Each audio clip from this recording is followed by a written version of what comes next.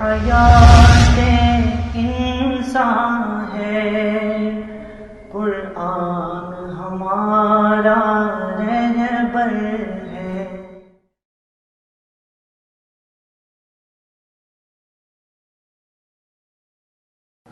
بسم اللہ الرحمن الرحیم، نحمدہ ونصلی علی رسولہ الکریم، اما بعد۔ السلام علیکم ورحمۃ اللہ وبرکاتہ۔ پروگرام درس قرآن کے ساتھ آج ہم 15ویں پارے کے اہم مضامین، احکامات اور مقامات پر گفتگو کریں گے۔ 15ویں پارے کا آغاز سورہ بنی اسرائیل سے ہوتا ہے۔ سورہ بنی اسرائیل مکی صورت ہے، 111 آیات اور 12 رکوع پر مشتمل ہے۔ بسم اللہ الرحمن الرحیم، سبحان الذی اسری بعبدہ لیلا من المسجد الحرام إلى المسجد الأقصى الذي باركنا حوله لنريه من آياتنا إنه هو السميع البصير۔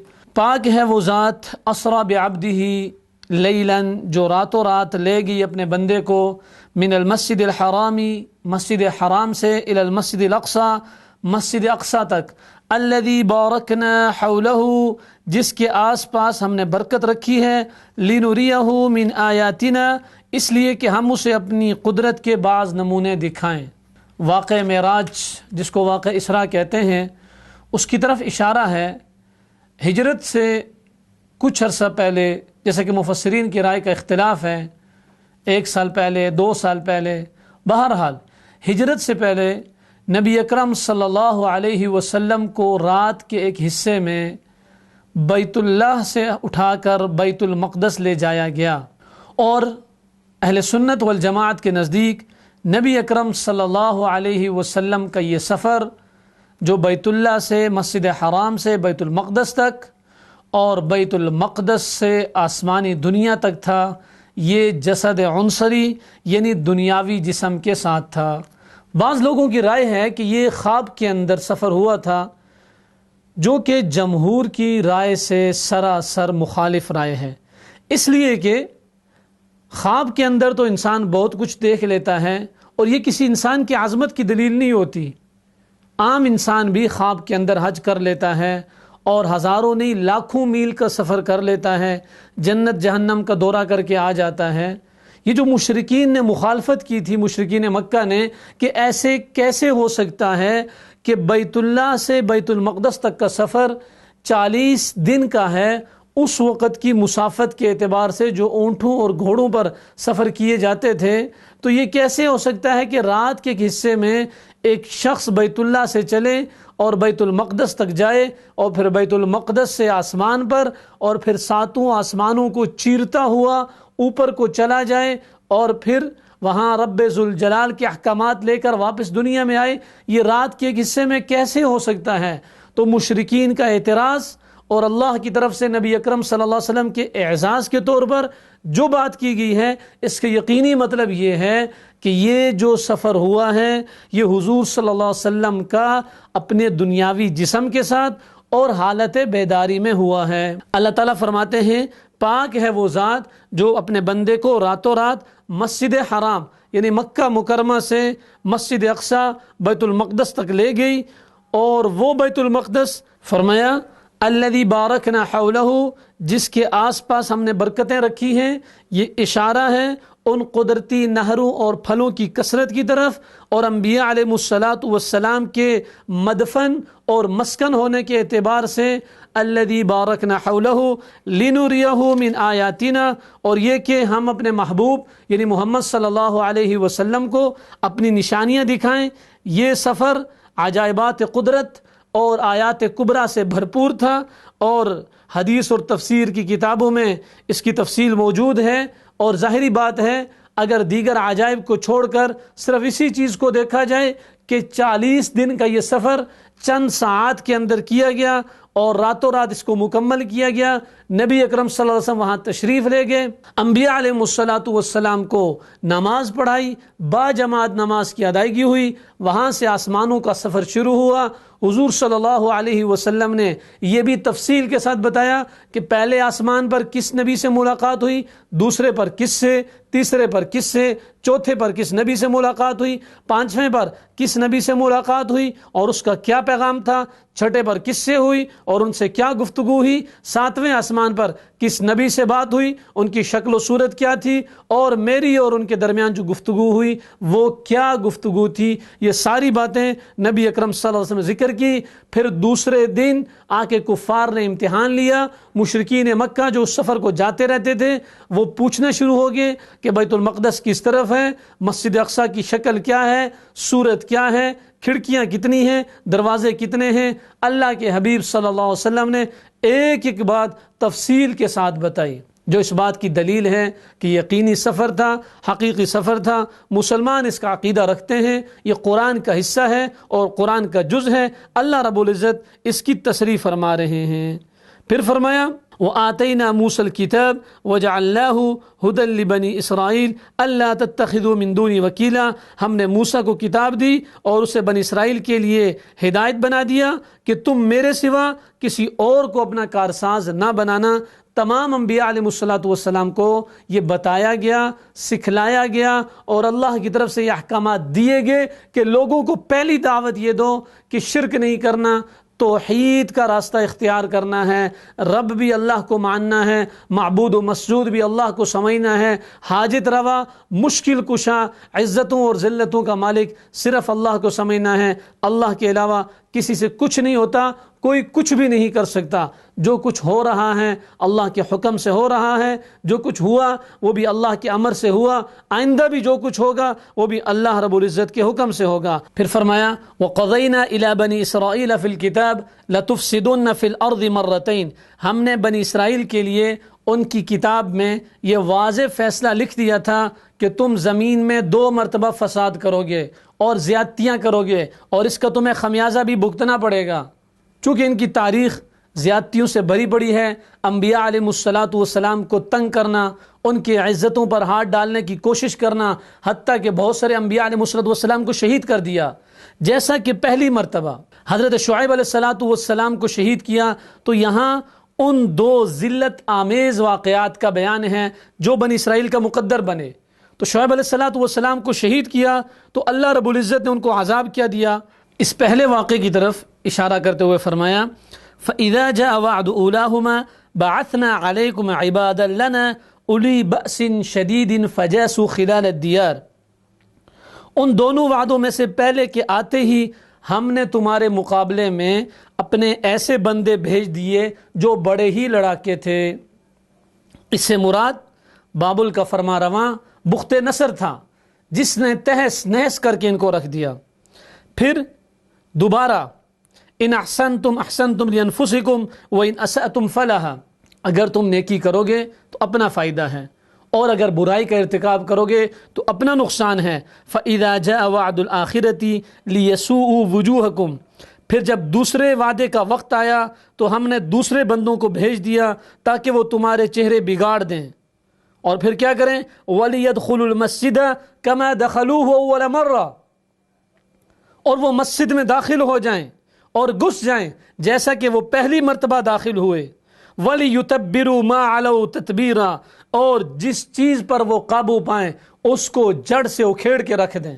دوسری مرتبہ اللہ رب العزت نے رومی بادشاہ ٹیٹس یا بیردوس کو مسلط فرمایا، جنہوں نے پھر وہی معاملہ کیا، قتل و غارت گری کا بازار گرم کیا، سب کچھ تہس نہس کر کے رکھ دیا اور عبادت گاہوں کو جلا دیا، آسمانی صحیفوں کو روند ڈالا اور جو لوگ بچ گئے ان کو غلام بنا لیا۔ تو یہ دوسرا عذاب آیا تھا، اور ماضی قریب کے اندر ہٹلر ان کے لیے اللہ کا عذاب بن کر آیا، ہزاروں یہودی قتل ہو گئے، بہت سارے ہمیشہ کے لیے معذور ہو گئے۔ اب پھر یہودیوں کی شیطانیت سر چڑھ کے بول رہی ہے اور پھر وہ یلغار کر رہے ہیں اور مسلمانوں کی توہین کر رہے ہیں، انبیاء علیہ الصلوۃ والسلام کی توہین کا کوئی موقع ہاتھ سے جانے نہیں دیتے اور اپنے ظلم کی انتہا تک پہنچ گئے ہیں۔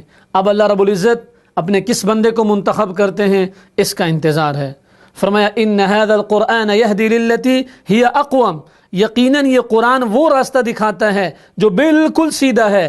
وَيُبَشِّرُ الْمُؤْمِنِينَ الَّذِينَ يَعْمَلُونَ الصَّالِحَاتِ اور نیک اعمال کرنے والے مومنین کو بشارت دیتا ہے أَنَّ لَهُمْ أَجْرًا كَبِيرًا ان کے لیے اپنے رب کے پاس بہت بڑا اجر ہے. اجر اور پھر اجر کبیر، بڑا اجر. اب یہ ہمارے اعتبار سے نہیں، اللہ کی شان کے اعتبار سے وہ اجر کبیر ہے. لیکن جہاں اہل ایمان کے لیے وعدہ ہے وہاں بے ایمانوں کے لیے، بدعملوں کے لیے یا بے عملوں کے لیے وعید شدید بھی ہے. وَأَنَّ الَّذِينَ لَا يُؤْمِنُونَ بِالْآخِرَةِ أَعْتَدْنَا لَهُمْ عَذَابًا أَلِيمًا اور وہ لوگ جو آخرت پر ایمان نہیں رکھتے ان کے لیے ہم نے دردناک عذاب تیار کر رکھا ہے. اس کے بعد بتا دیا جو آدمی ہدایت کا راستہ اختیار کرے وہ اپنے فائدے کا سامان کر رہا ہے. من اهتدى فإنما يهتدي لنفسه جو آدمی بھی سیدھے راستے پر چلے گا اس نے اپنی ہدایت کا سامان کیا، اس کا براہ راست فائدہ اور اس کا براہ راست نفع اور سب سے پہلا فائدہ یہ اس ہدایت یافتہ آدمی کو ہوگا، بعد میں جا کے کسی دوسرے کو ہوگا. ومن ضل فإنما يضل عليها اور جو گمراہ ہوا اس گمراہی کا براہ راست اور بلا واسطہ جو نقصان ہوگا وہ سب سے پہلے اس کو ہوگا، پھر جا کے اس کی گمراہی سے باقی لوگ متاثر ہوں گے. لہٰذا کوئی نیکی کرے تو وہ یہ نہ سمجھے کہ میں نے کسی کے اوپر احسان کیا، اس نے اپنے فائدے کا سامان کیا. اور جو گمراہی کا راستہ اختیار کرے وہ یہ نہ سمجھے کہ میں نے کسی کو نقصان دیا، سب سے پہلے وہ خود نقصان کے اندر چلا گیا. فرمائے یہ لوگ کوشش کرتے ہیں کہ اللہ اور ایمان والوں کو دھوکہ دیں، یہ اللہ اور ایمان والوں کو دھوکہ نہیں دے سکتے، یہ تو اپنے آپ کو دھوکہ دے رہے ہیں. وما یشعرون ہاں اوپر سے بڑی مصیبت یہ ہے دھوکہ اپنے آپ کو دے رہے ہیں اور پتہ بھی نہیں ہے.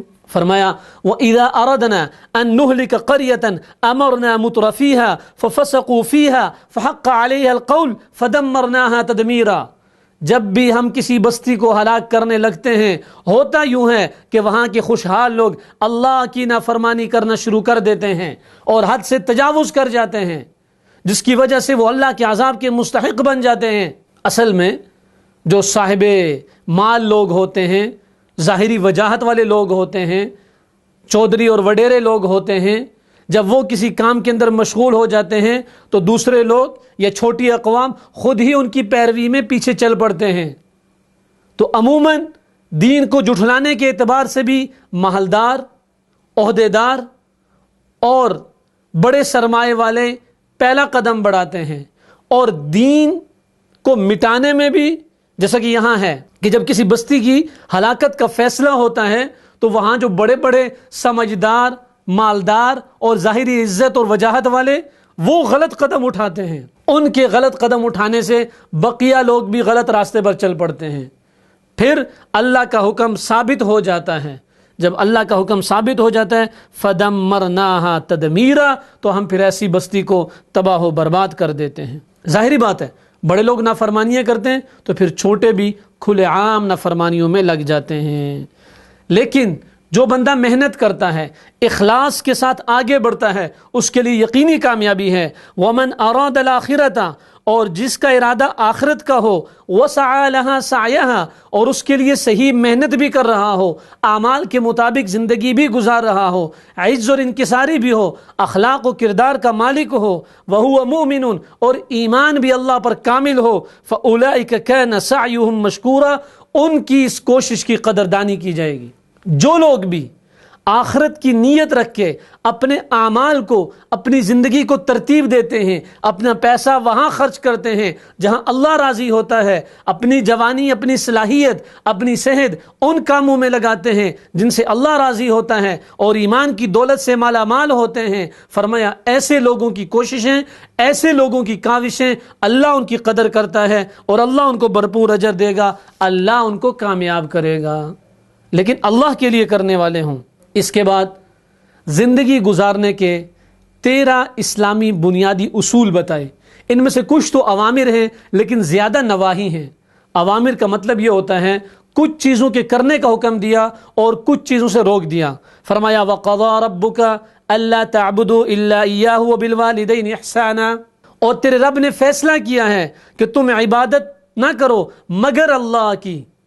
توحید کا درس دیا کہ عبادت صرف اللہ کی کر سکتے ہو، کسی اور کی عبادت کی ذرہ برابر گنجائش نہیں ہے۔ وبالوالدین احسانا، اور والدین کے ساتھ احسان اور حسن سلوک والا معاملہ کرو، یہ بھی اللہ نے فیصلہ کر دیا۔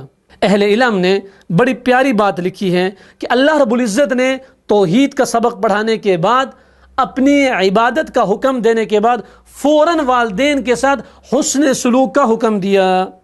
گویا کہ خالص اللہ تعالیٰ کی عبادت کے ساتھ ساتھ والدین کے حقوق کی ادائیگی بھی ضروری ہے۔ بہت سارے لوگ اس بات کو دین سمجھتے ہیں کہ لمبی لمبی نمازیں پڑھتے ہیں اور لمبی لمبی تلاوتیں کرتے ہیں، لیکن والدین کے حقوق کو ترک کرتے ہیں۔ یہ آیت بتاتی ہے یہ لوگ دین کے لحاظ سے اور اللہ کی نگاہ میں کمزور ہیں، ان کے ایمان میں کمی ہے، کیونکہ اللہ رب العزت نے اپنی عبادت اور والدین کی خدمت کو ایک ساتھ جوڑا۔ فرمایا وَقَضَىٰ رَبُّكَ أَلَّا تَعْبُدُوا إِلَّا إِيَّاهُ وَبِالْوَالِدَيْنِ إِحْسَانًا، کہ جہاں عبادت کے اندر مگن رہنا ضروری ہے وہاں والدین کے ساتھ بھی احسان والا معاملہ کرنا چاہیے۔ خصوصاً فرمایا اِمَّا يَبْلُغَنَّ عِنْدَكَ الْكِبَرَ أَحَدُهُمَا أَوْ كِلَاهُمَا فَلَا تَقُل لَّهُمَا أُفٍّ، چونکہ عام طور پر یہ ہوتا ہے کہ جب والدین بوڑھے ہو جاتے ہیں ان کا مزاج تلخ اور سخت ہو جاتا ہے، اور انسان اپنی جوانی کے اندر پڑا ہوتا ہے، چونکہ جوانی کے دیوانی جذبات ہوتے ہیں، اپنی خواہشات ہوتی ہیں، اپنی دوستیاں ہوتی ہیں، اپنے تعلقات ہوتے ہیں، بوڑھے والدین کے لیے یہ بات ناقابل برداشت ہوتی ہے۔ اور والدین کے حقوق میں سے ایک حق یہ ہے کہ والدین کو وقت دیا جائے، ان کے ساتھ بیٹھا جائے، ان کا خیال رکھا جائے۔ تو بڑھاپے میں عام طور پر والدین کے حقوق میں انسان حق تلفی کر جاتا ہے، اس لیے خصوصی حکم دیا کہ عام طور بھی والدین کی عزت، ان کا احترام، ان کا قدر کرنی چاہیے، لیکن بڑھاپے کی صورت میں اس کو مزید بڑھا دینا چاہیے۔ فرمایا اما یبلغن عندک الکبر احدهما او کلاهما فلا تقل لهما اف۔ حضرت علی رضی اللہ تعالیٰ فرماتے ہیں کہ اف کا کلمہ عربی زبان کے اندر سب سے خفیف کلمہ ہے، حتیٰ کہ بعض مفسرین نے لکھا کہ اف کا ایک مطلب یہ ہے کہ انسان جب والدین کی خدمت میں حاضر ہو اور اپنے ماتھے پر شکم ڈالے تو یہ مطلب ہے وہ کم سے کم صورت کہ انسان ناگواری کا اظہار کرے۔ اللہ رب العزت نے اپنے والدین کے حقوق میں اس چیز کی بھی گنجائش نہیں چھوڑی کہ انسان ذرا برابر بھی حق تلفی نہ کرے۔ اس کے بعد والدین کی خدمت اور اللہ رب العزت کی عبادت، وَاخْفِضْ لَهُمَا جَنَاحَ الذُّلِّ، اور انسان عاجزی کے ساتھ، انکساری کے ساتھ رہے اور ساتھ ساتھ ان کے لیے دعا بھی کرتا رہے۔ عبادت صرف اللہ کے لیے، والدین کی اطاعت۔ اس کے بعد جو تیسرا اصول بتایا فرمایا وَآتِ ذِي الْقُرْبَى حَقَّهُ وَالْمِسْكِينَ وَابْنَ السَّبِيلِ، اور رشتہ داروں کو اور مساکین کو اور مسافروں کو ان کا حق دو۔ گویا کہ مسلمان کا جو مال ہے وہ صرف اس کی ذاتی ملکیت نہیں ہے کہ جیسے چاہے خرچ کرے، بلکہ ضرورت مند مسلمانوں کو دینا، مجبور، اپنے پڑوسی، اپنے رشتہ دار، عام مسافر، طلباء اور رفاہ عامہ کے کاموں میں خرچ کرنا، یہ بھی مسلمان کی ذمہ داری ہے۔ اسی لیے اللہ رب العزت یہاں فرما رہے ہیں اس کا حق، گویا کہ مسلمان کے مال میں غرباء، یتیم، مساکین اور مسافروں کا حق ہے۔ جو یہ حق ادا نہیں کرتا گویا کہ وہ حق تلفی کر رہا ہے۔ چوتھی چیز بتائی وَلَا تُبَذِّرْ تَبْذِيرًا، اسراف نہیں کرنا۔ اسراف کا مطلب ہے بے جا مال اڑانا یا غلط کاموں میں لگانا۔ کیوں؟ ان المبذرین کانوا اخوان الشیاطین، اسراف کرنے والے شیطان کے بھائی ہیں۔ وَكَانَ الشَّيْطَانُ لِرَبِّهِ كَفُورًا، اور شیطان اپنے رب کا ناشکرا ہے۔ پانچویں چیز جو بتائی وَلَا تَجْعَلْ يَدَكَ مَغْلُولَةً إِلَىٰ عُنُقِكَ وَلَا تَبْسُطْهَا كُلَّ الْبَسْطِ فَتَقْعُدَ مَلُومًا مَحْسُورًا۔ ایک تو ضرورت کے وقت جب کہ کوئی مسلمان مجبور ہو اس وقت اپنا ہاتھ کھینچنا نہیں ہے، بخل کی مذمت ہے، بخل سے روکا گیا ہے۔ بخیل آدمی حدیث شریف کی روح سے اللہ کو بھی پسند نہیں ہے اور مسلمانوں کا بھی ناپسندیدہ ہے، فرشتوں کا بھی ناپسندیدہ ہے اور جنت سے دور اور جہنم کے نزدیک ہے۔ اس کے مقابلے میں سخی آدمی اللہ کا بھی محبوب، مسلمانوں کا بھی محبوب، فرشتوں کا بھی محبوب اور جنت کے قریب ہے۔ اسی وجہ سے شیطان کے بارے میں آتا ہے کہ شیطان کہتا ہے کہ میں بخیل عبادت گزار سے نہیں ڈرتا، میں سخی فاسق سے ڈرتا ہوں۔ ایک مسلمان سخی ہے لیکن گناہگار ہے، مجھے اس سے ڈر لگتا ہے، برخلاف اس عبادت گزار کے جو عبادت گزار تو ہے لیکن بخیل ہے۔ یعنی ایک مسلمان انتہائی مجبوری کی حالت میں ہے، اس کے گھر میں کوئی مریض پڑا ہے، وہ بے بس ہے، وہ لاچار ہے، اس کو مدد کی ضرورت ہے، ایسے وقت میں اس کی مدد سے ہاتھ کھینچ لینا، اس سے اللہ رب العزت ناراض ہو جاتے ہیں۔ اور فرمایا ہاں یہ بھی نہ کرو کہ خرچ کرنے میں وَلَا تَبْسُطْهَا كُلَّ الْبَسْطِ فَتَقْعُدَ مَلُومًا مَحْسُورًا، کہ اتنا زیادہ خرچ کرنا شروع کر دو کہ کل خود تمہیں مانگنا پڑے۔ وَلَا تَقْتُلُوا أَوْلَادَكُمْ خَشْيَةَ إِمْلَاقٍ، اپنی اولاد کو فقر کے ڈر سے مارو مت، قتل مت کرو کہ ان کی روزی کا بندوبست کون کرے گا۔ فرمایا نحن نرزقهم وإياكم، ان کو بھی اور تمہیں بھی ہم روزی دیتے ہیں۔ پہلے ان کا تذکرہ کیا، بعد میں آپ کا تذکرہ کیا۔ گویا کہ اللہ رب العزت جس جی کو، جس نفس کو، جس جان کو، جس انسان کو پیدا کرتے ہیں، اللہ رب العزت اس کی روزی کا بندوبست خود ہی فرماتے ہیں۔ جیسا پیدا کرنے میں اللہ کے ساتھ کوئی شریک نہیں ہے، ایسے روزی دینے میں بھی اللہ کے ساتھ کوئی شریک نہیں ہے۔ ہاں اسباب اختیار کرنا یہ حضور نبی اکرم صلی اللہ علیہ وسلم کی سنت ہے، اور اسباب کو ترک کر دینا یہ انتہائی بیوقوفی اور نادانی اور جہالت کی علامت ہے۔ لیکن اس کا یہ مطلب نہیں ہے کہ اسباب کو ہی سب کچھ سمجھنا، بلکہ مسبب حقیقی یعنی اللہ تعالیٰ کی طرف نظر ہونا اور اسی کو ہی مسبب الاسباب سمجھنا۔ پھر فرمایا ساتویں چیز وَلَا تَقْرَبُوا الزِّنَا، بے حیائی، بدکاری، خصوصاً زنا کے قریب نہیں جانا۔ انہو کان فاحشہ، وہ بہت بڑی بے حیائی ہے۔ یہ نہیں کہا کہ زنا نہ کرو، وہ تو ہے ہی حرام، بلکہ فرمایا کہ زنا کے قریب تک نہ جاؤ، یعنی وہ چیزیں جو زنا کا سبب بنے یا زنا کی طرف انسان کو لے جائیں ان سے بھی روکا، جیسے تنہائی میں عورت کے ساتھ ملنا اور للچائی ہوئی نظروں سے عورت کو دیکھنا، اسی طرح عورت کا بن سنور کے گھر سے نکلنا تاکہ دوسروں کی نگاہیں اس پر پڑیں۔ حضور صلی اللہ علیہ وسلم نے چست اور باریک لباس پہننے والی عورت کو کہا نساء کاسیات عاریات، ایسی عورتیں جو چست اور باریک کپڑے پہنتی ہیں وہ ظاہراً تو لباس میں ہوتی ہیں لیکن اللہ کے نزدیک وہ ننگی عورتیں شمار ہوتی ہیں۔ تو بہرحال زنا کے قریب نہیں جانا۔ وَلَا تَقْتُلُوا النَّفْسَ الَّتِي حَرَّمَ اللَّهُ إِلَّا بِالْحَقِّ، کسی بھی انسان کو ناحق قتل نہیں کرنا، اس سے بھی انتہائی سختی سے روکا گیا۔ نویں چیز وَلَا تَقْرَبُوا مَالَ الْيَتِيمِ إِلَّا بِالَّتِي هِيَ أَحْسَنُ، نویں چیز یتیم کے مال کی بہت زیادہ تاکید آئی، اس کو صرف اسی صورت میں استعمال کرنا ہے جس سے یتیم کا نفع ہے۔ اور ہمارے ہاں جو ہوتا ہے کہ کوئی بندہ اس کے والدین مر جائیں تو سارے رشتہ داروں کی یہ کوشش ہوتی ہے کیسے میں اس کا مال ہڑپ کر جاؤں۔ اللہ رب العزت تصریح سے فرما رہے ہیں کہ یتیم کے مال کے قریب بھی نہ پھٹکنا۔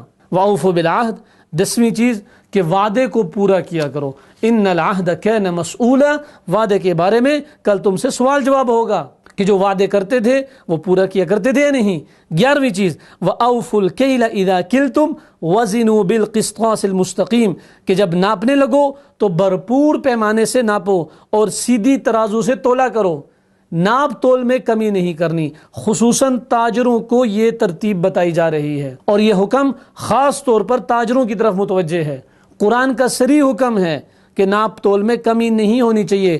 ذَلِكَ خَيْرٌ وَأَحْسَنُ تَأْوِيلًا، اور یہی بہتر ہے اور انجام کے لحاظ سے بہت اچھا ہے۔ اسی وجہ سے اہل علم نے لکھا ہے جو آدمی حرام ذرائع سے کماتا ہے پھر وہ جیسے کماتا ہے ویسے نکلتے ہیں، جو تھوڑا صحیح ذرائع سے حلال روزی کی شکل میں کماتا ہے اللہ رب العزت کے خزانے وسیع ہیں، اللہ اسی میں برکت ڈال دیتے ہیں۔ 12ویں چیز وَلَا تَقْفُ مَا لَيْسَ لَكَ بِهِ عِلْمٌ، بدگمانی، کسی کی ٹوہ میں پڑنا، اور خاص طور پر جس چیز کا علم نہ ہو اس کا چرچا کرنا۔ اس سے فرمایا احتیاط کرو۔ ان السمع والبصر، یہ جو تمہارے کان ہیں، یہ جو تمہاری آنکھیں ہیں، والفؤاد، اور یہ جو تمہارا دل ہے، کل اولئک کان عنہ مسئولا، ہر ایک کے بارے میں تم سے پوچھا جائے گا۔ یہ نہیں کہ جو مرضی کرتے جاؤ، جو مرضی سنتے جاؤ، جو مرضی دیکھتے جاؤ، جو مرضی کہتے جاؤ۔ جب بھی انسان کو اپنی بات بولے تو پہلے اس کو تولے کہ دیکھے میں صحیح بات کہہ رہا ہوں غلط بات کہہ رہا ہوں، کہ یہی زبان کی جو کھیتی ہے اسی کو کل کاٹنا ہے۔ 13ویں چیز وَلَا تَمْشِ فِي الْأَرْضِ مَرَحًا، زمین کے اندر اکڑ کر مت چلو، کیوں؟ إِنَّكَ لَن تَخْرِقَ الْأَرْض وَلَن تَبْلُغَ الْجِبَالَ طُولًا، فرمایا تم کتنے طاقتور ہو، کیا تم اللہ کی زمین کو پھاڑ سکتے ہو اور اللہ کی پہاڑوں کی بلندی کو پہنچ سکتے ہو؟ نہیں کچھ بھی کر سکتے ہو، تم تو بہت عاجز ہو۔ یہ جو تم آج اپنے اوپر اتراتے ہو، فخر کرتے ہو، منی کے گندے قطرے سے بنے ہو، یہ حقیقت ہے انسان کی۔ کس بات پر اکڑتا ہے، کس بات پر ناز اور فخر کرتا ہے؟ تو جیسے انسان کی حقیقت ہے، انسان کی حقیقت مٹی ہے اور مٹی کے اندر عجز ہے، انکساری ہے۔ کہتے ہیں کہ وہ درخت ثمربار ہوتا ہے اور پھلدار ہوتا ہے جو جھکا ہوا ہوتا ہے، اور جس درخت کے ساتھ پھل نہیں ہوتا وہ اوپر کی طرف جاتا ہے۔ تو عجز، انکساری، بلکہ حدیث میں آتا ہے اللہ کے حبیب صلی اللہ علیہ وسلم نے فرمایا من وضع للہ رفعہ اللہ، جو اللہ کی ذات کے لیے عاجزی اختیار کرے، انکساری اختیار کرے اور اپنے حقوق باوجود یہ کہ طاقت رکھتا ہو پھر بھی معاف کر دے، اللہ رب العزت اس کو ضرور بلندیاں نصیب فرمائیں گے۔ تو یہ 13 اصول بتائے، جن میں سے کچھ اوامر تھے، کچھ نواہی تھی کہ ان چیزوں سے رکنا ہے اور ان کو چھوڑنا ہے۔ اولاد کو قتل نہیں کرنا، زنا کے قریب نہیں جانا، یتیم کے مال کے قریب نہیں جانا، ناپ تول میں کمی نہیں کرنی اور تکبر نہیں کرنا۔ اس کے بعد اللہ رب العزت نے حضور نبی اکرم صلی اللہ علیہ وسلم سے خطاب کر کے فرمایا کہ لوگ کہتے ہیں وَقَالُوا أَإِذَا كُنَّا عِظَامًا وَرُفَاتًا أَإِنَّا لَمَبْعُوثُونَ، کیا جب ہم ہڈیاں ہو جائیں گے اور ریزہ ریزہ ہو جائیں گے ہمیں پھر کیسے اٹھایا جائے گا؟ ہمیں اللہ کیسے پیدا کرے گا؟ دوبارہ کیسے زندہ کرے گا؟ فرمایا قُلْ كُونُوا حِجَارَةً أَوْ حَدِيدًا، لوگوں سے کہہ دو کہ تم پتھر بن جاؤ، تم لوہا بن جاؤ، او خلقا مما یکبر فی صدورکم، یا کوئی ایسی مخلوق بن جاؤ جو تمہارے دلوں میں بہت بڑی ہے۔ فسیقولون من یعیدنا قل الذی فطرکم اول مرہ، پھر یہ لوگ کہیں گے کون دوبارہ زندہ کرے گا؟ تو بڑا پیارا جواب دیا، فرمایا ان کو بتا دو الذی فطرکم اول مرہ، جس نے تمہیں پہلی مرتبہ پیدا کیا وہ دوبارہ زندہ کرے گا۔ جب تمہارا نام و نشان نہیں تھا، کوئی نقشہ نہیں تھا، کوئی شکل و صورت نہیں تھی، کوئی تصویر نہیں تھی، اس وقت جس نے تمہیں پیدا کیا اب تو شکل ہے، اب تو صورت ہے، اب تو تمہاری حیت ہے، ہڈیاں تو ہیں، تو اس کے لیے پیدا کرنا بھلا کیا مشکل ہے؟ اس کے بعد سمجھا دیا کہ جب اہل ایمان گفتگو کریں تو کیسے کریں۔ فرمایا وَقُلْ لِعِبَادِي يَقُولُ الَّتِي هِيَ أَحْسَنُ، کہ اہل ایمان سے کہہ دیجئے کہ جب بھی بات چیت کریں تو بڑے نرم لہجے میں، بڑے اچھے انداز میں اور مؤدبانہ انداز میں، ترش تلخ لہجہ یہ اللہ رب العزت کو پسند نہیں ہے، بلکہ فرمایا کفار سے بھی گفتگو کرنی ہو اور کفار سے بھی کوئی معاملہ کرنا ہو وَجَادِلْهُمْ بِالَّتِي هِيَ أَحْسَنُ، تو وہ بھی ایسا کرنا چاہیے جو اچھے سے اچھے طریقے میں ہو، اخلاق کے دائرے کے اندر ہو۔ فرمایا ان الشیطان ینزغ بینہم، یہ جو لوگ گفتگو کے اندر بے احتیاطی کرتے ہیں، دوسرے پر تہمت لگا دی، دوسرے کی غیبت کر دی، یہ دراصل شیطان کے بہکاوے میں آ جاتے ہیں۔ اس کے ذریعے سے شیطان مسلمانوں کے درمیان اختلاف ڈالتا ہے۔ اسی وجہ سے عربی کے اندر وہ مشہور جملہ کہ من صمت نجا، جو جتنا خاموش رہتا ہے وہ اتنا کامیاب رہتا ہے۔ من کثر لغتہ کثر غلطہ، اور جو جتنا زیادہ بولتا ہے وہ اتنی زیادہ غلطیاں کرتا ہے۔ تو اپنی زبان کو سنبھال کے اور سوچ کے کہ میں جو جملہ بول رہا ہوں اس سے کسی کی دل آزاری تو نہیں ہوگی، یہ کسی فتنے اور فساد کا باعث تو نہیں بنے گا۔ فرمایا ان الشیطان کان للانسان عدوا مبینا، شیطان انسان کا کھلم کھلا دشمن ہے اور وہ یوں ہی اپنی دشمنی پھیلاتا ہے، غلط جملے مسلمانوں سے کہلواتا ہے، پھر انسان کو شرمندگی ہوتی ہے۔ بات تو انسان مجلس میں کہہ دیتا ہے، جب مد مقابل پوچھتا ہے کہ آپ نے میرے بارے میں یہ بات کہی، انسان کا سر جھک جاتا ہے۔ تو اس بات کی پشیمانی سے انسان پہلے ہی صبر سے کام لے اور وہ بات منہ سے نکالے جو خیر کا سبب ہو، جو دین کی دعوت ہو، جو اللہ اور اللہ کے نبی صلی اللہ علیہ وسلم کے دین کے تعارف کے طور پر استعمال ہو۔ فرمایا وما منعنا ان نرسل بالآیات الا ان کذب بها الاولون، یہ لوگ عجیب و غریب مطالبہ کرتے ہیں، جیسے کفار مکہ نے مطالبہ کیا کہ صفا کو سونے کا بنا دیا جائے، ہم ایمان لے آئیں گے۔ تو اللہ رب العزت فرماتے ہیں جو لوگ ہٹ درم ہیں، ضدی ہیں، ان کو جو مرضی نشانی دکھا دیں وہ ایمان نہیں لائیں گے۔ فرمایا وما منعنا ان نرسل بالآیات الا ان كذب بها الاولون، ہم اب لوگوں کے مطالبے کے مطابق کیوں معجزے نہیں دکھاتے؟ کیوں؟ وآتینا ثمود الناقة مبصرة فظلموا بها، ہم نے قوم سمود کو اتنا بڑا معجزہ دکھایا کہ زندہ اونٹنی پہاڑ کے اندر سے نکالی ان کے سامنے، دودھ دینے والی حاملہ اونٹنی، لیکن کیا کیا؟ فظلموا بها، اس کے قدم کاٹ دیے۔ اب اتنا بڑا معجزہ دیکھنے کے بعد وہ ایمان نہ لائے، چونکہ دل صاف نہیں تھا اور دل سے تیار نہیں تھے، ایسے ہی یہ لوگ بھی ایمان نہیں لائیں گے۔ اس کے بعد آدم علیہ السلام اور ابلیس کا مشہور واقعہ جو قرآن کریم میں متعدد جگہوں پر ہے، وَإِذْ قُلْنَا لِلْمَلَائِكَةِ اسْجُدُوا لِآدَمَ فَسَجَدُوا إِلَّا إِبْلِيسَ، اور جب ہم نے کہا فرشتوں سے کہ سجدہ کرو، سب نے سجدہ کیا لیکن ابلیس لعین نے سجدہ نہیں کیا۔ اور وہی بات کہ آپ نے مجھے آگ سے پیدا کیا ہے اور آدم کو مٹی سے پیدا کیا ہے۔ پھر اللہ رب العزت نے خیر بتا دیا کہ وہ راندہ درگاہ ہو گیا اور ہمیشہ ہمیشہ کے لیے محروم ہو گیا، اور کہنے لگا میں آپ کے بندوں کو نہیں چھوڑوں گا۔ تو اللہ رب العزت نے فرمایا ان عبادی لیس لک علیہم سلطان، میرے جو سچے بندے ہیں، نیکوکار ہیں، ان پر تیرا کوئی قابو نہیں چلے گا۔ وَكَفَى بِرَبِّكَ وَكِيلًا، اور تمہارے لیے تمہارا رب ہی کارساز کافی ہے، نگہبان کافی ہے۔ شیطان کا زور ان پر نہیں چلے گا جو انسان بچنا چاہے گا۔ ربکم الذی یزجی لکم الفلک فی البحر، تمہارا پروردگار وہ ہے جو تمہارے لیے دریا میں کشتیاں چلاتا ہے۔ لتبتغوا من فضلی، تاکہ تم اس کا فضل، اپنی روزی مچھلیوں کی شکل میں، دوسری شکلوں میں تلاش کرو۔ انہ کان بکم رحیما، وہ تمہارے اوپر بہت ہی زیادہ مہربان ہے۔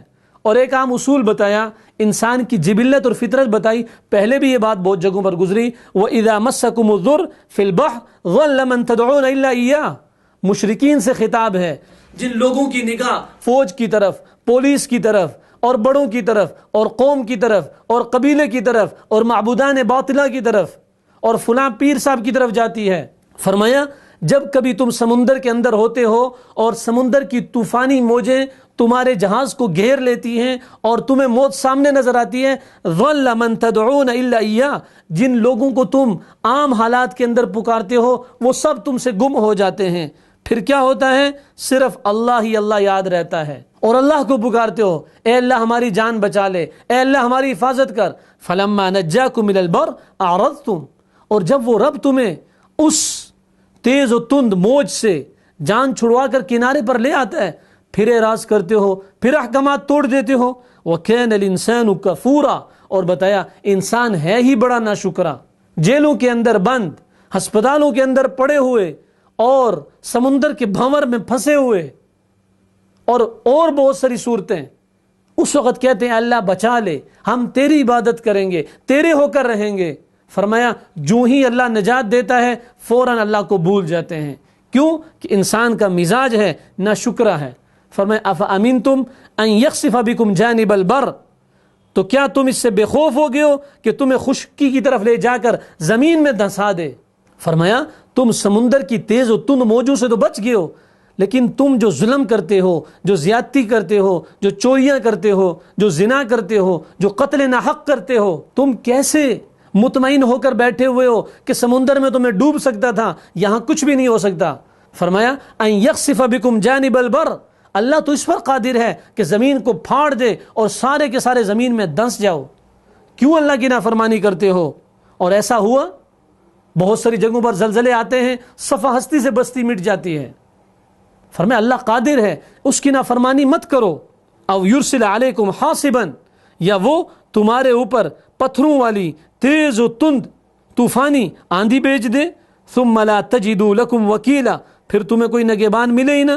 تو یہ کیا سمجھتے ہو ایک مصیبت سے جان چھوٹ جاتی ہے جیسے اللہ کا اختیار اور اللہ کی قدرت ختم ہو گئی ہے؟ ایسا تو نہیں ہے۔ نہ شکر نہ بنو، اللہ کا شکر ہر وقت ادا کرو۔ فرمایا ومن كان في هذه اعمى فهو في الاخره اعمى واضل سبيلا، جو اس دنیا میں اندھا ہے وہ اس دنیا میں بھی اندھا ہوگا۔ گویا کہ جو دل کا اندھا ہے، یہاں معرفت الہی نصیب نہ ہوئی، یہاں اللہ کے احکامات کی پیروی نہ کر سکا، تو وہ آخرت میں بھی اللہ کے فضل، کرم اور اللہ کی نعمتوں سے محروم رہے گا۔ اس کے بعد نماز کا حکم ہے۔ فرمایا اقیم الصلاۃ نماز قائم کرو لدلوک الشمس الی غسق اللیل وقرآن الفجر، آفتاب کے ڈھلنے سے لے کر رات کی تاریکی تک، اور فجر کا قرآن پڑھنا بھی، ان قرآن الفجر کان مشہودا، یقیناً فجر کے وقت کا قرآن پڑھنا حاضر کیا گیا ہے۔ سورج کے ڈھلنے کے بعد اس سے مراد مفسرین کی رائے کے مطابق ظہر اور عصر کی نمازیں ہیں، اور رات سے مغرب اور عشاء کی نمازیں ہیں، اور قرآن الفجر سے تو فجر کی تصریح ہو گئی، گویا کہ ہر وقت کی نماز اہتمام کے ساتھ پڑھنا۔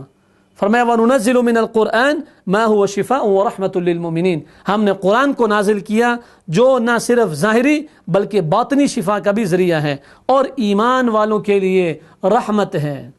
قرآن، ہر بیماری کا علاج قرآن، زندگی کے ہر شعبے کی رہنمائی قرآن، جس کی تفسیر حدیث شریف، صحابہ کے اقوال اور ائمہ مجتہدین کی رائے۔ حیات انسان ہے قرآن ہمارا رہبر ہے۔ چند آیات کے بعد پھر قرآن کی عظمت اور فضیلت کی طرف اشارہ، فرمایا وَبِالْحَقِّ أَنزَلْنَاهُ وَبِالْحَقِّ نَزَلَ، اور ہم نے اس قرآن کو حق کے ساتھ اتارا، اور یہ قرآن اترا بھی حق کے ساتھ ہے۔ وَمَا أَرْسَلْنَاكَ، اور ہم نے آپ کو نہیں بھیجا إِلَّا مُبَشِّرًا وَنَذِيرًا، مگر نیکوکار لوگوں کے لیے خوشخبری سنانے والا بنا کر، اور فاسقوں کے لیے، گناہگاروں کے لیے ڈرانے والا بنا کر بھیجا۔ وَقُرْآنًا فَرَقْنَاهُ لِتَقْرَأَهُ عَلَى النَّاسِ عَلَى مُكْثٍ وَنَزَّلْنَاهُ تَنزِيلًا، کہ ہم نے جو قرآن تھوڑا تھوڑا کر کے اتارا اس میں بڑی حکمت ہے، بتدریج جو اتارا اس میں بڑی حکمت ہے۔ کیوں؟ کہ آپ اسے بمہلت لوگوں کو سنائیں، اور ہم نے خود بھی اسے بتدریج ہی نازل فرمایا تاکہ لوگوں کے فہم، لوگوں کی سمجھ اور لوگوں کے لیے اس پر عمل کرنا آسان ہو۔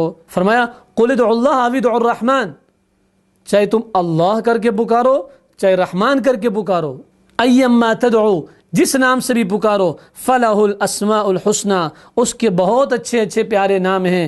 وَلَا تَجْهَرْ بِصَلَاتِكَ وَلَا تُخَافِتْ بِهَا وَابْتَغِ بَيْنَ ذَلِكَ سَبِيلًا، گویا کہ اللہ تعالیٰ نے اپنے اچھے ناموں سے اپنے آپ کو پکارنے کا حکم دیا ہے، جیسے فرمایا رحمان، یا کوئی اور دوسرا نام، یا اللہ، یا رحیم، یا کریم، اور اسی طرح جو اللہ رب العزت کے صفاتی نام ہیں جس سے بھی پکارو، فرمایا تمہیں اجازت ہے، لیکن پکارو، اللہ کی عبادت کرو، اللہ سے مانگو۔ یہ اللہ کو جب آدمی پکارتا ہے، اس سے اللہ کی عظمت اور اللہ کی قدر دل میں بیٹھتی ہے۔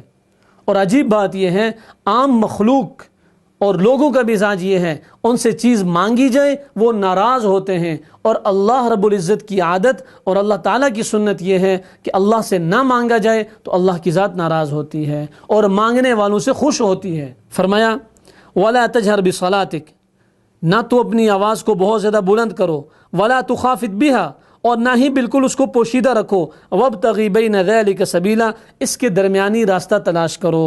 حضرت عبداللہ ابن عباس رضی اللہ تعالیٰ عنہ فرماتے ہیں کہ مکے میں رسول اللہ صلی اللہ علیہ وسلم چھپ کر رہتے تھے، لیکن جب مسلمانوں کو نماز پڑھاتے تھے تو آواز قدرے بلند کر لیتے تھے، تو مشرکین قرآن سن کر قرآن کو، اللہ کو اور مسلمانوں کو نعوذ باللہ سب و شتم کرتے، گالیاں دیتے۔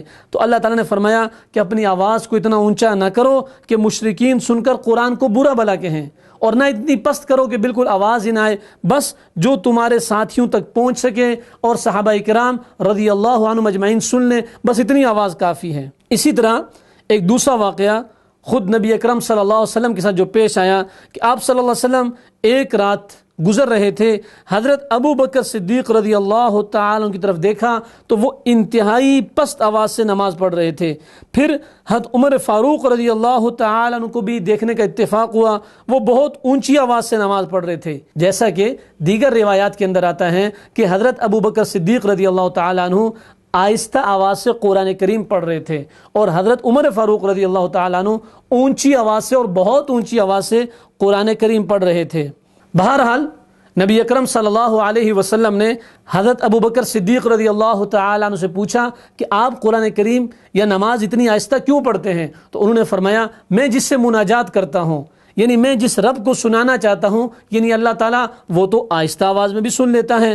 حضرت عمر فاروق رضی اللہ تعالیٰ عنہ سے پوچھا تو انہوں نے فرمایا کہ میرا مقصد سوتوں کو جگانا اور شیطان کو بگانا ہے، لہٰذا میں اونچی آواز سے پڑھتا ہوں۔ تو آپ صلی اللہ علیہ وسلم نے صدیق اکبر رضی اللہ تعالی عنہ سے فرمایا کہ اپنی آواز قدرے بلند کرو، اور حضرت عمر رضی اللہ تعالی عنہ سے فرمایا کہ اپنی آواز تھوڑی پست رکھو۔ وَلَا تَجْهَرْ بِصَلَاتِكَ، نہ تو اپنی آواز بہت زیادہ بلند کرو، وَلَا تُخَافِتْ بِهَا، اور نہ ہی بہت زیادہ پست رکھو، وَابْتَغِ بَيْنَ ذَلِكَ سَبِيلًا، اس کے درمیان کوئی راستہ تلاش کرو۔ اس کے بعد سورہ کہف ہے۔ سورہ کہف مکی صورت ہے، 110 آیات اور 12 رکوع پر مشتمل ہے۔ کہف عربی زبان کے اندر گھاٹی کو کہتے ہیں، غار کو کہتے ہیں، چونکہ اس میں بھی اصحاب کہف کا تذکرہ ہے جو آگے آ رہا ہے، اس وجہ سے اس سورت کا نام سورہ کہف رکھا گیا۔ سورہ کہف اپنی اہمیت کے لحاظ سے بڑی منفرد حیثیت رکھتی ہے، اور فتنے کے دور کے اندر سورہ کہف کی حیثیت مسلمانوں کے لیے ہتھیار کی سی ہے۔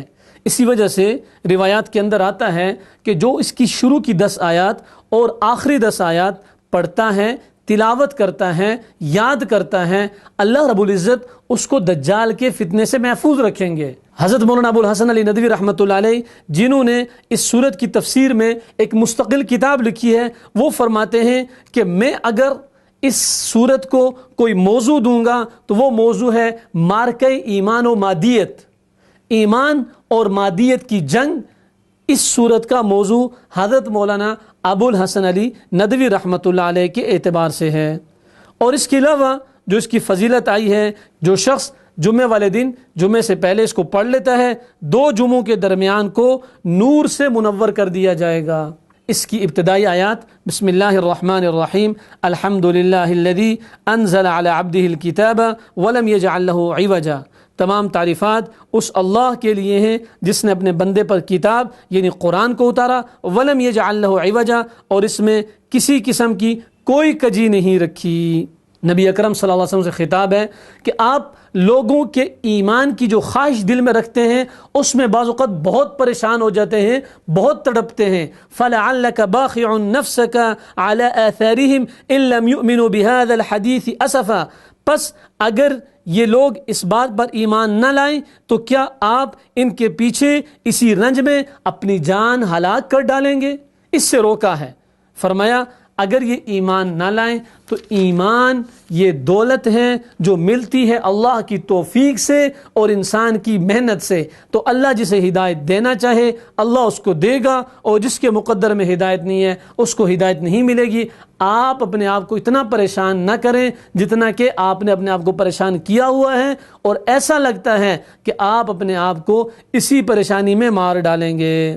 اس کے بعد اصحاب کہف کا تذکرہ ہے، فرمایا ام حسبتا، کیا تو نے خیال کیا ہے، ان اصحاب الکہف والرقیم، کہ کہف اور رقیم والے کانوا من آیاتنا عجبا، کہ یہ ہماری نشانیوں میں سے کوئی بہت ہی عجیب نشانی ہے۔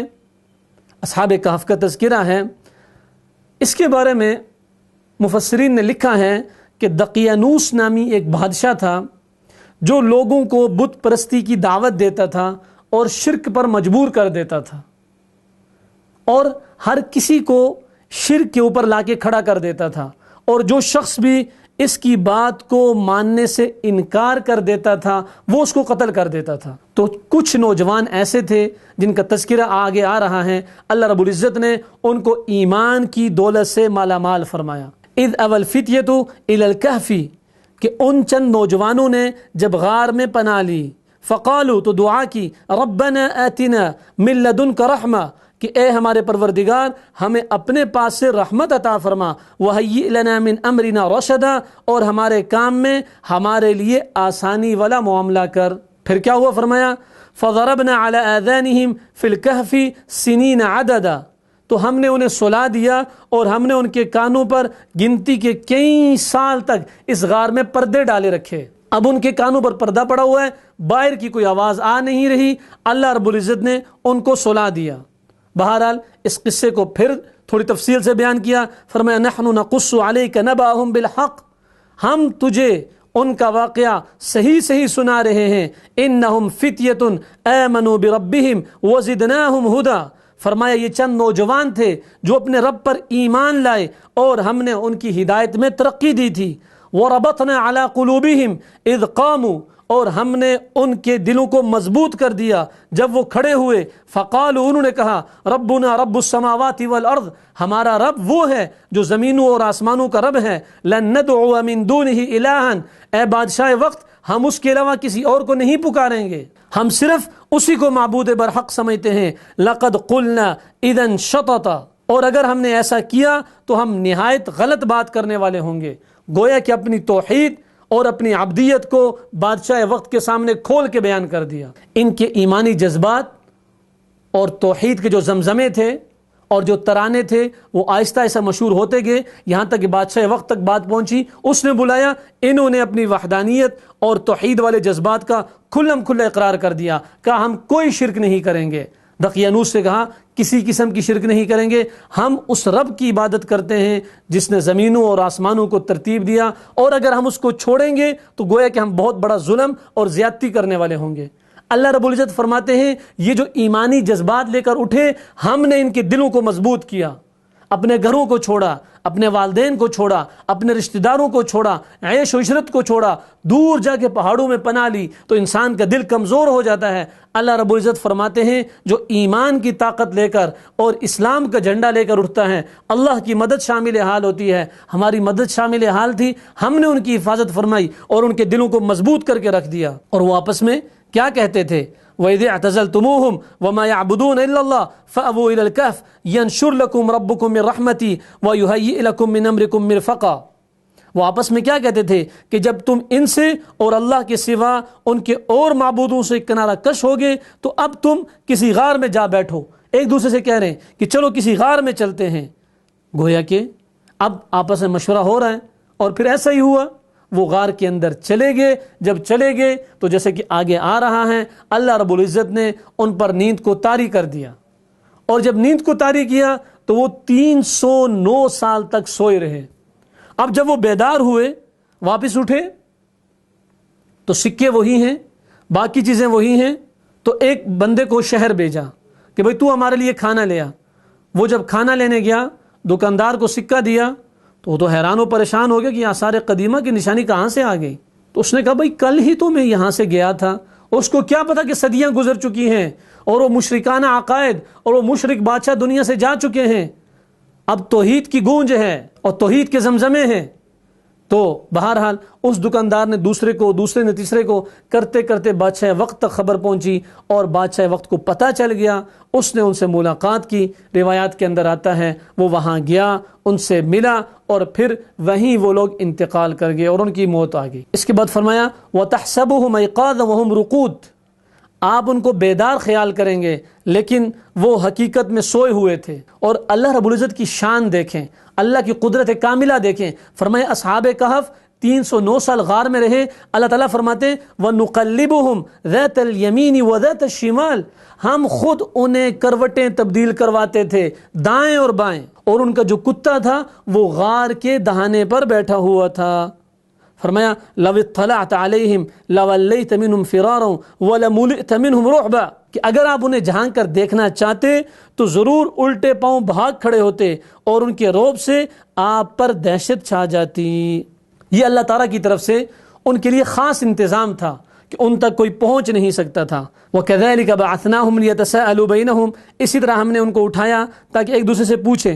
قَالَ قَائِلٌ مِّنْهُمْ كَمْ لَبِثْتُمْ, ایک کہنے والے نے کہا کہ بھائی کتنے دن ٹھہرے ہو. تو قالوا لبثنا يوما او بعد يوم, تو جواب دیا ایک دن یا ایک دن سے بھی کم. قالوا ربكم اعلم بما لبثتم, تو انہوں نے کہا تمہارا رب ہی بہتر جانتا ہے تم کتنا ٹھہرے ہو. فبعثوا احدكم بورقكم هذه, یہ چاندی دے کر, یعنی وہ جو اس وقت کا راج سکہ تھا جو وہ ساتھ لائے تھے, یہ دے کر کسی کو شہر بھیجو. فَلْيَنْظُرْ أَيُّهَا أَزْكَىٰ طَعَامًا, جو پاکیزہ کھانا ہو. فَلْيَأْتِكُمْ بِرِزْقٍ مِّنْهُ, تو وہ لے آئے. فرمایا وَلْيَتَلَطَّفْ, اور وہ نرمی برتے. وَلَا يُشْعِرَنَّ بِكُمْ أَحَدًا, اور تمہارا کسی کو پتہ بھی نہ چلے. چونکہ بادشاہ وقت سے بغاوت کی ہوئی ہے, حکومت کے خلاف علم بلند کیا ہوا ہے, تو لہٰذا احتیاط کے پہلو کو مد نظر رکھنا. تو بہرحال وہی بات ہوئی, دکانداروں سے بادشاہ وقت تک خبر پہنچی اور آخر وہ راز کھل گیا اور حقیقت آشکارا ہو گئی۔ فرمایا سیقولون ثلاثۃ رابعہم کلبہم، لوگ کہتے ہیں کہ وہ 3 تھے، چوتھا ان کا کتا تھا۔ ویقولون خمسۃ سادسہم کلبہم، بعض لوگ کہتے ہیں وہ 5 تھے، چھٹا ان کا کتا تھا۔ ویقولون سبعۃ وثامنہم کلبہم، بعض لوگ کہتے ہیں وہ 7 تھے، 8واں ان کا کتا تھا۔ قل ربی اعلم بعدتہم ما یعلمہم الا قلیل، آپ کہہ دیجئے کہ میرا رب ہی ان کی صحیح تعداد کو جانتا ہے۔ اس کے بعد ایک سنہری اصول بتایا، وَلَا تَقُولَنَّ لِشَيْءٍ إِنِّي فَاعِلٌ ذَلِكَ غَدًا، انسان کہتا ہے میں کل یہ کروں گا، میں وہاں جاؤں گا، میں یہ لاؤں گا، میں فلاں خریدوں گا۔ اللہ رب العزت سختی سے منع کر رہے ہیں، ہرگز یہ نہ کہا کرو کہ میں کل یہ کروں گا، مگر یہ کہ اپنے اس جملے کے ساتھ انشاءاللہ کا اضافہ کیا کرو۔ کیوں؟ ہوتا وہ ہے جو تمہارا رب چاہتا ہے، وہ نہیں ہوتا جو تم چاہتے ہو۔ اس لیے جب بھی کسی کام کے کرنے کا کہو تو یہ کہو اگر اللہ نے چاہا تو میں یہ کروں گا، ہرگز یہ نہ کہو کہ میں یہ کروں گا۔ مفسرین نے اس آیت کی تفسیر میں لکھا ہے کہ یہودیوں نے نبی اکرم صلی اللہ علیہ وسلم سے روح اور ذوالقرنین اور اصحاب کہف کے بارے میں پوچھا تھا، تو اللہ کے نبی صلی اللہ علیہ وسلم نے فرمایا کہ میں تمہیں کل بتاؤں گا، اور انشاءاللہ نہیں کہا۔ پھر وحی کوئی نہیں آئی، 15 دن تک جبریل وحی لے کر نہیں آئے۔ پھر جب آئے تو اللہ تعالیٰ کا یہ حکم پڑھ کے سنایا، وَلَا تَقُولَنَّ لِشَيْءٍ إِنِّي فَاعِلٌ ذَلِكَ غَدًا، آنے والے کل کے بارے میں ہرگز یہ نہ کہا کرو کہ میں یوں کروں گا، إِلَّا أَن يَشَاءَ اللَّهُ، مگر یہ کہ جو اللہ چاہے۔ اس سے پتہ چلا انشاءاللہ کہنا نہایت ضروری ہے۔ وَلَبِثُوا فِي كَهْفِهِمْ 300 سِنِينَ وَازْدَادُوا 9، یہاں سے تصریح کر کے بتا دی کہ 309 سال تک وہ لوگ غار کے اندر رہے۔ فرمایا نبی اکرم صلی اللہ علیہ وسلم سے، وَاصْبِرْ نَفْسَكَ مَعَ الَّذِينَ يَدْعُونَ رَبَّهُمْ بِالْغَدَاةِ وَالْعَشِيِّ يُرِيدُونَ وَجْهَهُ، اے میرے حبیب تم اپنے آپ کو روکے رکھو ان لوگوں کے ساتھ جو صبح و شام تیرے رب کو پکارتے ہیں، تیرے رب کا ذکر کرتے ہیں، تیرے رب کو یاد کرتے ہیں۔ اس لیے علمی مجالس، ذکر کی مجالس، تعلیم و تعلم کی مجالس، قرآن و حدیث کی مجالس، ان کو انتہائی اہمیت اور قدر کی نگاہ سے دیکھنا چاہیے۔ حضور نبی اکرم صلی اللہ علیہ وسلم فرمایا کرتے تھے کہ میں اپنی امت پر فخر کیسے نہ کروں، میری امت میں سے ایسے لوگ پیدا کیے گئے ہیں جن کے ساتھ بیٹھنے کا مجھے حکم دیا گیا ہے۔ تو اس لیے ان مدارس، مساجد، خانقاہوں جہاں انسان کا تزکیہ ہو، تربیت ہو اور دین کی باتیں سکھائی جائیں، سمجھائی جائیں، ان کی قدر کرنی چاہیے۔ فرمایا وَقُلِ الْحَقُّ مِن رَبِّكُمْ فَمَنْ شَاءَ فَلْيُؤْمِنْ وَمَنْ شَاءَ فَلْيَكْفُرْ، آپ تصریح کے ساتھ دعوت دے دیجئے، جو کوئی ایمان لائے گا اپنا بھلا کرے گا، وَمَنْ شَاءَ فَلْيَكْفُرْ، جس کا جی چاہتا ہے کفر کرے۔ إِنَّا أَعْتَدْنَا لِلظَّالِمِينَ نَارًا، ہم نے کافروں کے لیے آگ کو تیار کر رکھا ہے۔ أَحَاطَ بِهِمْ سُرَادِقُهَا، وہ آگ کیسی ہے؟ أَحَاطَ بِهِمْ سُرَادِقُهَا، جس کی قناتیں انہیں گھیر لیں گی۔ وَإِن يَسْتَغِيثُوا يُغَاثُوا بِمَاءٍ كَالْمُهْلِ يَشْفِي الْوُجُوهَ، اور اگر وہ فریاد رسی کریں گے کہ بچاؤ، پانی دے دو، فلاں کام کرو، تو فرمایا تو ان کی فریاد رسی اس پانی سے کی جائے گی جو تیل کی تلچھٹ جیسا ہوگا، جو چہرے بھون دے گا۔ یہ قیامت ہے۔ اب معافی کا وقت ختم، گنجائش کا وقت ختم، دعا کی قبولیت کا وقت ختم۔ فرمایا جو میرے ذکر سے اعراض کرے گا کل قیامت کے دن میں اس سے اعراض کروں گا۔ اس لیے اس سے پہلے تیاری کرنی ہے، اس سے پہلے اپنے آپ کو بنانا ہے۔ اس کے بعد چند مثالیں دے کر کچھ چیزیں سمجھائی گئی ہیں، دین اور بے دینی، کفر اور اسلام، توحید اور شرک۔ فرمایا وَاضْرِبْ لَهُم مَثَلَ الرَّجُلَيْنِ، اور انہیں ان 2 شخصوں کی مثال سنا دو، جعلنا لأحدهما جنتین، جن میں سے ایک کے لیے ہم نے 2 باغ رکھے تھے، من اعناب، انگوروں کے، وحففناهما بنخل، اور وہ باغ خود انگوروں کے تھے اور ان کو گھیرا ہوا کھجوروں نے تھا، یعنی بڑے ثمربار اور پھلدار خوب، جن سے پھل آتا تھا۔ کلتا الجنتین آتت اکلہا، دونوں باغ اپنے پھل خوب لائے۔ اب وَكَانَ لَهُ ثَمَرٌ، اور الغرض اس کے پاس میوے تھے۔ فَقَالَ لِصَاحِبِهِ وَهُوَ يُحَاوِرُهُ، ان 2 میں سے یعنی جس کو ہم نے انگور کے باغ دیے اور اس کا احاطہ کھجور کے درختوں نے کیا ہوا ہے اور بھرپور پھل اور بھرپور میوہ جب ان پر آ گیا تو وہ اپنے دوست سے باتیں کرتے ہوئے کہتا ہے انا اکثر منک مالا واعز نفرا، میں تجھ سے زیادہ مال والا ہوں اور میں تجھ سے زیادہ مضبوط ہوں. ودخل جنتا، اور وہ اپنے باغ میں داخل ہوتا ہے. وهو ظالم لنفسی، اور اپنی جان پر ظلم کرنے والا ہوتا ہے.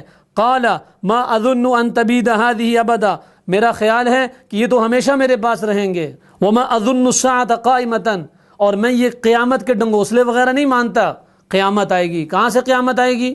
وَلَئِن رُدِدتُّ إِلَىٰ رَبِّي، اور ہاں یہ جو تم باتیں لوگ کرتے ہو کہ قیامت آئے گی، اگر یہ آ بھی گئی اور مجھے اپنے رب کے پاس بھیج بھی دیا گیا، لَأَجِدَنَّ خَيْرًا مِّنْهَا مُنْقَلَبًا، تو وہاں بھی میرے مزے ہوں گے. یہاں جب میرے باغات ثمربار ہیں، پھلدار ہیں، تو وہاں بھی میرے ہی مزے ہوں گے. قال له صاحبه ويحاوره، فرمایا اس کا دوسرا دوست وہ اس سے بات کر رہا ہے اور اس کو کہتا ہے اکفرت بالذی خلقک من تراب، کہ او ظالم تو اس رب کا انکار کر رہا ہے جس نے تجھے مٹی سے پیدا کیا. ثم من نطفۃ، پھر تجھے نطفے سے پیدا کیا، منی کے گندے قطرے سے پیدا کیا، اتنا خوبصورت قد و قامت اور شکل و صورت والا بنایا، اب جب تجھے کچھ دے دیا تو اس سے انکار کرتا ہے. ثم سواک رجلا، پھر تجھے کتنا خوبصورت آدمی بنایا، انسان بنایا، لیکن وہ کیا ہے؟ وہ نافرمانی پر اترا ہوا ہے اور کہتا ہے ولولا اذ دخلت جنتک قلت ما شاء اللہ، تو نے اپنے باغ میں جاتے وقت کیوں نہ کہا کہ یہ سب اللہ کی کرم نوازی ہے، یہ اللہ کا فضل ہے؟ یہ بات تو نے کیوں نہیں کہی؟ تو اپنے رب کو کیوں بھول گیا؟ فعسى ربی ان یؤتینی خیرا من جنتک، اس میں تعجب کی بات نہیں کہ مجھے ابھی پھل نہیں دیے گئے، میرے بڑے باغات نہیں ہیں، لیکن میرا رب مجھے بھی دے سکتا ہے. وَيُرْسِلَ عَلَيْهَا حُسْبَانًا مِّنَ السَّمَاءِ فَتُصْبِحَ صَعِيدًا زَلَقًا، اور یہ بھی ہو سکتا ہے اللہ تیرے اوپر یہ عذاب بھیج دے اور یہ چٹیل میدان بن جائے. تو رب کا شکر نہیں ادا کرتا تو جس رب نے یہ نعمتیں دی ہیں وہ چھین بھی سکتا ہے. او یصبح ماؤها غورا فلن تستطيع له طلبا، یا اس کا پانی نیچے اتر جائے اور بالکل بیکار ہو جائے، بنجر بن جائے، پھر بھی تو کچھ نہیں کر سکتا. وَأُحِيطَ بِثَمَرِهِ فَأَصْبَحَ يُقَلِّبُ كَفَّيْهِ عَلَى مَا أَنفَقَ فِيهَا وَهِيَ خَاوِيَةٌ عَلَى عُرُوشِهَا. اللہ رب العزت فرماتے ہیں جب صبح ہوئی تو سارے کا سارا باغ، وہ انگور، وہ کھجوریں، وہ اوندے منہ پڑے ہوئے تھے اور سب کچھ ضائع ہو چکا تھا. وَيَقُولُ يَا لَيْتَنِي لَمْ أُشْرِكْ بِرَبِّي أَحَدًا، اب وہ کہتا ہے ہائے کاش کہ میں اپنے رب کے ساتھ شرک نہ کرتا. اب اس کو احساس ہوا کہ اللہ کے ساتھ کسی کو شریک نہیں ٹھہرانا چاہیے، اس کی نعمتوں سے فائز یاب ہو کر اس کی ناقدری اور ناشکری نہیں کرنی چاہیے. تو یہاں سمجھا دیا گیا کہ یہ سب کچھ اللہ کا ہے اور سب کو دیتا اللہ ہے اور سب کا داتا اللہ ہے. اگر اللہ دیتا ہے تو اللہ لے بھی سکتا ہے، تو جب اس نے دیا تو ماشاء اللہ، الحمدللہ، بارک اللہ، کہ سب کچھ اللہ کی دین ہے. مجھے اللہ کو راضی کرنا چاہیے اور اللہ کی رضا میں اپنے مال کو خرچ کرنا چاہیے. اس مثال کا ایک مفہوم یہ بھی ہو سکتا ہے کہ آج اللہ نے زندگی دی ہے، شباب دیا ہے، جوانی دی ہے، عزت اور احترام دیا ہے. آج اگر اس کی قدر نہیں کریں گے، اس کو ضائع کریں گے تو کل یہ ڈھلنے والی ہے، یہ زندگی کا سورج غروب ہونے والا ہے. پھر حسرت اور افسوس کا کوئی فائدہ نہیں ہوگا. جیسے اس شخص کو باغ کے درختوں کے ختم ہو جانے کے بعد اور چٹیل میدان بن جانے کے بعد کوئی فائدہ نہ ہوا. تو آج سمجھنے کی ضرورت ہے. ایک اور مثال بتائی، فرمایا وَاضْرِبْ لَهُمْ مَثَلَ الْحَيَاةِ الدُّنْيَا كَمَاءٍ أَنزَلْنَاهُ مِنَ السَّمَاءِ فاختلط به نبات الأرض فأصبح هشيما تذروه الرياح وكان الله على كل شيء مقتدرا. ان کے سامنے دنیا کی زندگی کی مثال بھی بیان کرو، جیسے پانی جسے ہم نے آسمان سے اتارا، اس سے زمین کا سبزہ ملا جلا نکلا، پھر آخر اس پر ہوائیں آئیں اور تیز اڑتی ہوائیں آئیں جس سے اس کو چورا چورا کر دیا اور بھوسا بنا دیا. ایسے ہی انسان کے ساتھ ہے، ایک وقت ہے طاقت ہے، ایک وقت ہے قوت ہے، ایک وقت ہے جوانی ہے. عن قریب یہ سب چیزیں ختم ہونے والی ہیں. المال والبنون زینت الحیات الدنیا، فرمایا مال اور اولاد یہ تو دنیا کی زینت ہے. والباقیات الصالحات خیر عند ربک ثوابا وخیر عملا، باقی رہ جانے والی چیز انسان کے اعمال ہیں جو کل قیامت کے دن اس کے کام آئیں گے.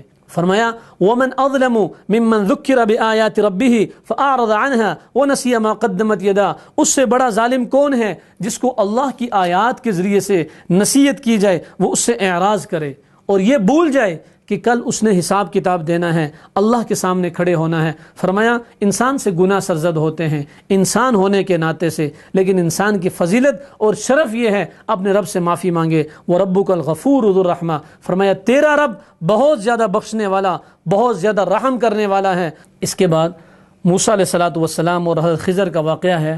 ہوا یہ کہ موسیٰ علیہ السلام سے ایک سائل نے سوال پوچھا تو موسیٰ علیہ السلام نے جواب میں کہا کہ اس وقت مجھ سے بڑا عالم کوئی نہیں۔ اللہ رب العزت نے اس بات پر تنبیہ کرنے کے لیے فرمایا کہ ایک بندہ ہے جو تجھ سے بھی بڑا عالم ہے، فوق کل ذی علم علیم، ہر عالم سے اوپر ایک اور بڑا عالم ہوتا ہے۔ تو اس واقعے کی تفصیل ہے۔ فرمایا وَإِذْ قَالَ مُوسَىٰ لِفَتَاحُ، جب موسیٰ نے اپنے نوجوان سے کہا، یہ نوجوان کون تھا؟ ان کے بارے میں آتا ہے کہ یہ یوشع بن نون تھے جو آنے والے وقت کے نبی تھے اور حضرت موسیٰ علیہ السلام کے خلیفہ بنے تھے اور ان کی وفات کے بعد ان کے جانشین بنے۔ تو ان سے کہا کہ لا ابرح حتی ابلغ مجمع البحرین، کہ دو دریاؤں کے سنگم تک جب تک میں پہنچ نہ جاؤں میں چلتا رہوں گا۔ اصل میں ان کو ترتیب یہ بتائی گئی کہ اپنے ساتھ مچھلی لے لو، یہ مچھلی جس جگہ چھلانگ لگا کے غائب ہو جائے وہیں خضر علیہ السلام کی قیامگاہ ہوگی۔ لیکن ہوا کیا؟ فرمایا فلما بلغ مجمع بینہما نسی حوتہما، جب وہ دونوں دریا کے سنگم پر پہنچے وہاں اپنی مچھلی بھول گئے۔ وہ مچھلی چھلانگ لگا کے نکل گئی لیکن وہ نوجوان کو یاد ہی نہ رہی۔ فاتخذ سبیلہ فی البحر سربا، اس نے دریا میں اپنا راستہ بنا لیا۔ فلما جاوز قال لفتاہ آتنا غداءنا لقد لقینا من سفرنا هذا نصبا، بہرحال جب اس کو تجاوز کر گئے موسیٰ علیہ السلام نے فرمایا کہ توشہ لے آؤ ذرا ہم اس میں سے کھا لیں اور تھکاوٹ محسوس کر رہے ہیں۔ تو اب ان کو فوراً بات یاد آ گئی، انہوں نے کہا انی نسیت الحوت، میں تو مچھلی بھول گیا ہوں، وما انسانیہ الا شیطان نذکرہ، اور یہ جو بھول ہوئی ہے یہ مجھ سے شیطان نے بھول کروائی ہے، اس نے مجھے بلا دیا۔ قال ذلک ما كنا نبغی، موسیٰ علیہ السلام نے فرمایا یہی تو ہم تلاش کر رہے تھے اور میرے رب نے مجھے یہی بتایا تھا کہ جہاں یہ مچھلی چھلانگ لگا دے وہی تیری مطلوبہ جگہ ہوگی، وہیں تو نے رکنا ہے۔ فوجد عبدا من عبادنا آتیناہ رحمتا من عندنا وعلمناہ من لدنا علما، پس جب وہ واپس آئے وہاں تو ہمارے بندوں میں سے ایک بندے کو پایا جسے ہم نے اپنے پاس ایک خاص رحمت عطا فرمائی ہوئی تھی اور اسے اپنے پاس سے ایک خاص علم عطا کیا ہوا تھا۔ قال له موسیٰ هل اتبعك على ان تعلمني مما علمت رشدا، موسیٰ علیہ السلام نے فرمایا کہ میں آپ کی تابعداری کروں، کیا آپ مجھے نیک علم سکھائیں گے جو اللہ نے آپ کو سکھایا ہے؟